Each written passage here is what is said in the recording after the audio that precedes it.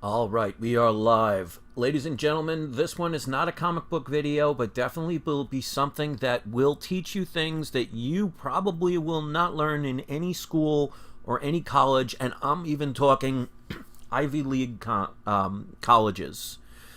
I'm going to talk about true economics, and this is relevant when it comes to investing in anything.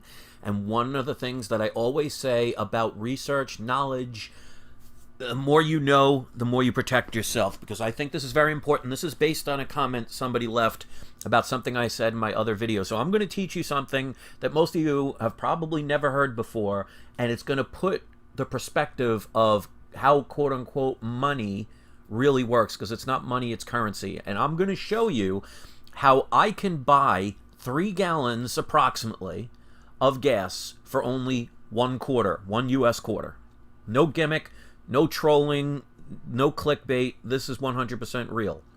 And then I'm going to explain how economics really works. So while I'm waiting for people to come in, because I know this is going to be highly viewed, because I understand this is not a comic book video, but it's definitely going to help you think better about how you invest and think about things deeper than what 99% of the world is going to teach you. So join the cashback program if you haven't. Sign up for it. It's free to do. You spend $25 or more, you'll get $10 cash back. It's a way to get something basically for what you were going to spend on anyway. So click on the link and sign up and spend that $25 or more within the first 90 days on anything they're affiliated with. You'll get the cash back. All right. So I was talking about how when you are comparing how money, quote unquote, works, because what we all have in the world right now is not money, it's currency. And there is a huge difference in learning about definitions, because that's how you can enslave and entrap and steal from people that choose to become willfully naive. We'll leave it that way, because you're not taught this stuff in school. So let's just get to the point about how you could buy 3 gallons of gas for 25 cents. Now, of course, I'm doing an average because we can't have, if the gas in your place is $1.89, another place $2.25. Let's just assume the average price for gas right now is $2 a gallon. Now, to show you how money is no longer money, you need $6 to be able to buy that 3 gallons of gas. So you need 6 $1 bills or a 5 and a 1 to buy 3 gallons of gas, which again, on average, let's assume it's $2, okay?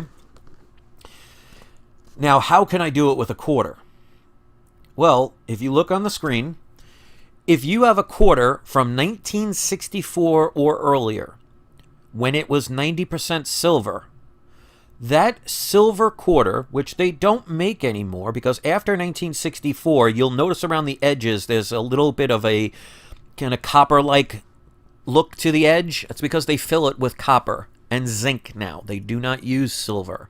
But if you look at what currently a 1964 or earlier quarter is selling for at its minimum, is valued as of now, because of the metal content of that quarter, is worth about $6. So people need to understand how economics truly works, because prices do not rise. Because I was talking about in the video I made earlier today, comparing it to a car for about $800. And the person said, well, you cannot get a car for $800. It costs more than $800, which is true. But if you know how to check how money and currency really works and how things do not get more expensive, your currency gets devalued over time. I'm going to show you, compared in gold, how your wealth is being stolen in front of you and you're not even aware of it, because no one in any politic, whether they're Democrat, whether they're Republican, whether independent, or anywhere around the world, will teach you about this, because they want people to be willfully naive so they can control you and steal from you right under your noses without even knowing it, because most people do not understand inflation and deflation and devaluation. So The illusion they present to you is that things are getting more expensive. And they tell you to invest in stocks and bonds and the paper assets to keep you making a little bit of currency, but with all the taxes and with all of the inflation, you're losing money. So let's go into relative terms, and I've done the homework. And you can verify it yourself, and I hope you will. Don't just take my word for it. Now, I was assuming back in the 1930s when I responded to the person, I said I thought the average car was about $800. I was off by a little bit. Now, I'm not talking about high-end cars. I'm talking about the average cost in 1930 from a economic type of car. I'm not talking about, a Rolls Royce or anything like that. I'm talking the average car that the average person could afford to buy in 1930. So the average price of the average economy car in 1930 was $640. Now, of course, that's average. That's not including taxes and all that other fun stuff. So let's just narrow it down to 640. Now, let's look at that as far as the price of what the gold was valued at, because gold is real money. It's been throughout history, okay? In 1930, I assumed it was around $35. I was incorrect because I did my research. Gold in 1930 was valued, of course it fluctuates throughout the year, but the average was $20.63. So in the term of dollar to gold ratio, you would need 31 ounces of gold to buy that car from 1930. Now, let's fast forward to today. The average economy car, I'm not talking Ferraris and Lamborghinis and Porsches, I'm talking the average economy car that the average person will get and can afford. The average price is currently around $19,000. Again, eliminating all the multiple taxes and fees you have to be charged. Now, gold currently, it's fluctuating, so let's just average it, is about $1,950 an ounce. Which means now you only need 9 3/4 ounces of gold to be able to buy that car. So gold keeps up with inflation, and as a matter of fact is actually beating inflation, because prices do not go up. They never have, they never will. What happens is when countries throughout history start taking away the metals which give their money wealth, because you need energy to pull gold and silver and copper out of the ground. And because gold is rarer than silver, it's more expensive. Just like a variant in a comic book. A rarer book tends to have more value. Of course, there's exceptions to rules when it comes to that, because you can print paper. You cannot print gold. They've tried. So the point is, governments start all their currencies, their money, with real money, gold and silver, because it takes manpower and energy to extract it from the ground and refine it and put it out for people to use. It's a way to not barter by having something that everybody can accept as money throughout the world. Gold can be used all around the world. Use a dollar, excuse me, try and use a dollar in El Salvador and watch how quickly they will not take it. Use a Canadian dollar in Russia and see how fast it works for you. You have to transfer it to the other currencies. But if you had a piece of gold, it could be used anywhere around the world. So the illusion and how they trick people in these days with economics, and they teach this in school. And there's an old saying that says, repeat a lie long enough, it becomes the truth. Prices do not and will not ever go up. But when they take away the metals, that is real money, and they turn it into what's called a fiat currency, which means it's being printed with no fiscal responsibility because there's nothing backing it other than typing numbers on a screen or writing numbers on a piece of paper, you lose its value. So you need more of it to make the same purchase. So when you compare to gold, you could actually buy a car cheaper today if you had that 1 ounce of gold, or the couple of ounces you need. Because like I said, in 1930, the average car was $640. The average price of gold was $20.63, which means you needed 31 of those ounces to be able to afford that average priced car. But today, with the average price of $19,000, which is much higher than $640, because gold kept up and passed not only inflation, but the devaluation of the currency, you now only need 9.75 ounces of gold to buy that car, which is thousands of times more technologically advanced and better than the car you would have purchased in 1930. So not only are you getting a more advanced machine with more technology and more safety features, you are paying less for it if you compared it in gold. But if you compare it to the dollar, you go from $640 in 1930 to now needing $19,000 on average. The trick is the way they talk about it, by saying prices are going up. They don't ever speak about the truth that because they're overprinting, and they do it throughout history, and that's why every single monetary system that turned into a fiat currency system, which is every single nation, tribe, leadership, anything in the history since the Roman Empire, they all have a 100% failure rate, because eventually you print so much currency that it totally devaluates it to the point of no confidence and becomes worthless. You can look at Zimbabwe, you can look at Venezuela, you can look at lots of different currencies. At one time, for over 200 years, the pound sterling was the world's currency. Before that, there were other currencies. The US dollar is the current one. But the world has been off the gold standard since 1971. How do they keep people from knowing about this? Well, by not teaching it. And if you don't teach it, you don't know it. If you don't know it, you're not going to research it. How do you research something you're not aware of? So the way they trick people is they send the inflation all around the world.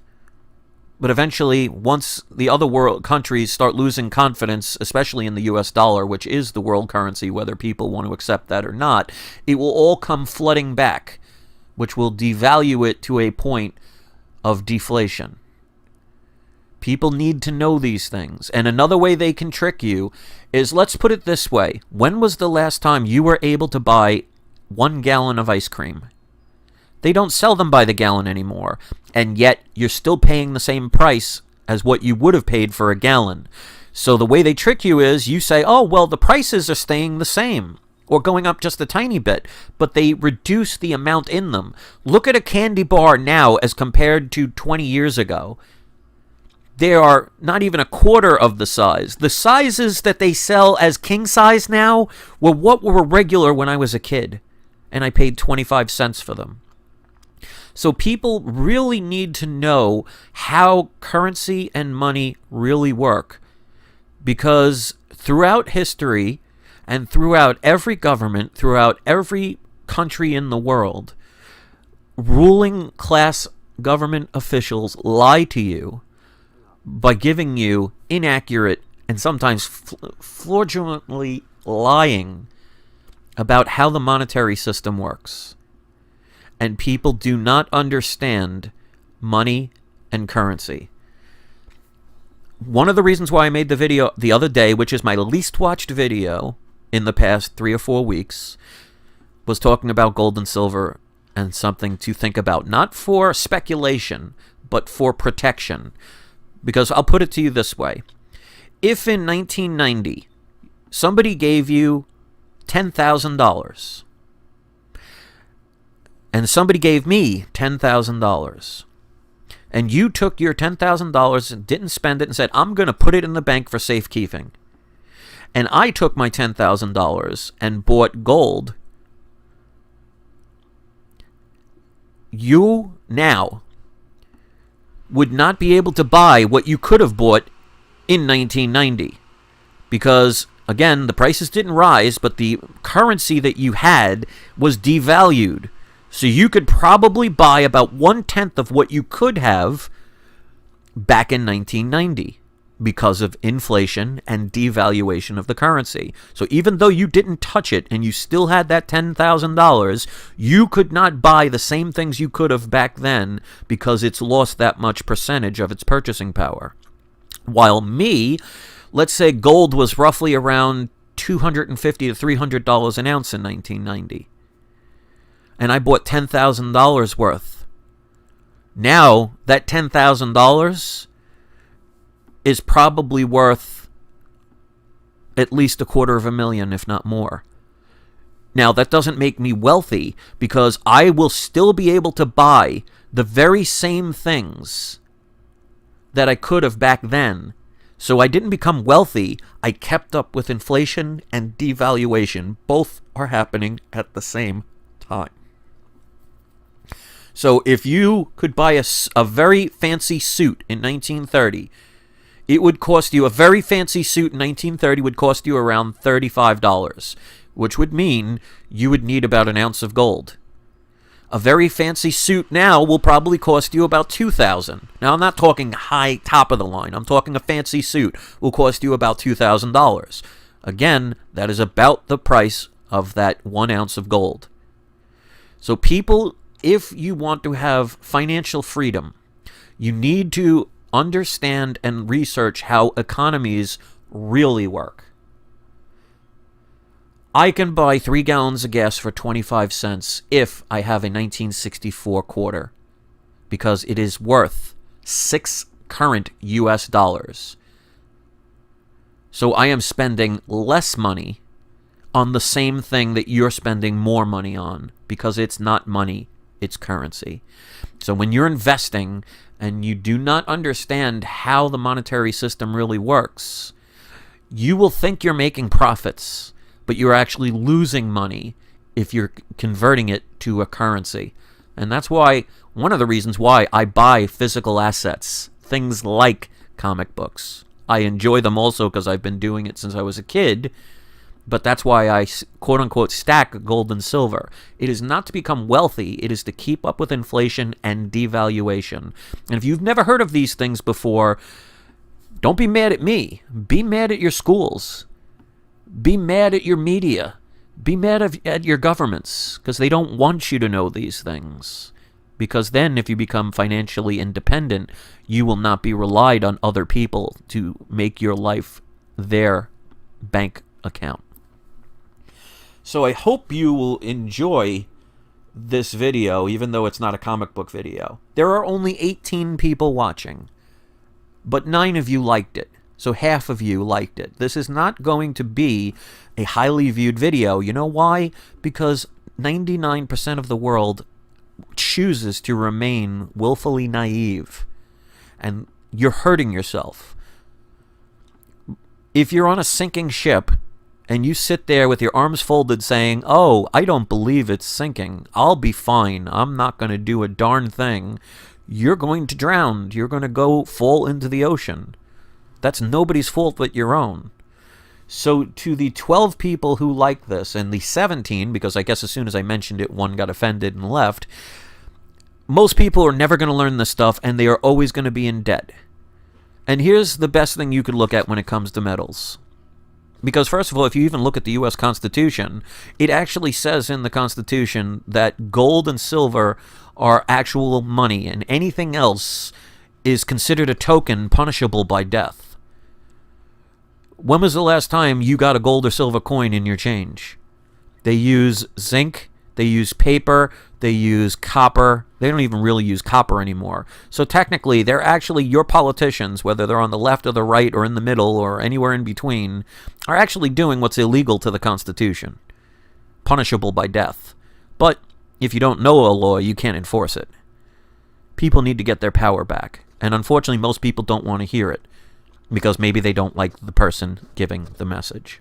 And that's disappointing for them, but they will always remain in poverty and think they're making a little bit of quote-unquote money, but after taxes and fees and the devaluation of the currency, because every time they print it without it being backed by anything, it devalues it, which is why, if you know that from the time the Federal Reserve opened, which is, by the way, not part of the United States, it's a private-owned bank, owned by the very banks that got bailed out by Obama. But when it opened in 1913 till today, the U.S. dollar has basically lost about 96% of its purchasing power. So prices have not gone up. And you can't say, well, it's the times. Because if you compare it to gold, gold has kept up and surpassed inflation and devaluation. Because now you need about a quarter less gold to buy the same thing, which is actually better than what you could have in the 1930s. So I hope somebody will learn from this and actually take the time to research. Because if you're going to invest in anything, whether it be comic books, stocks, toilet paper.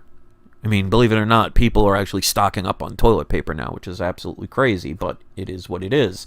If you do not know what it is you are investing in, you are going to be at risk to lose more than you will ever win.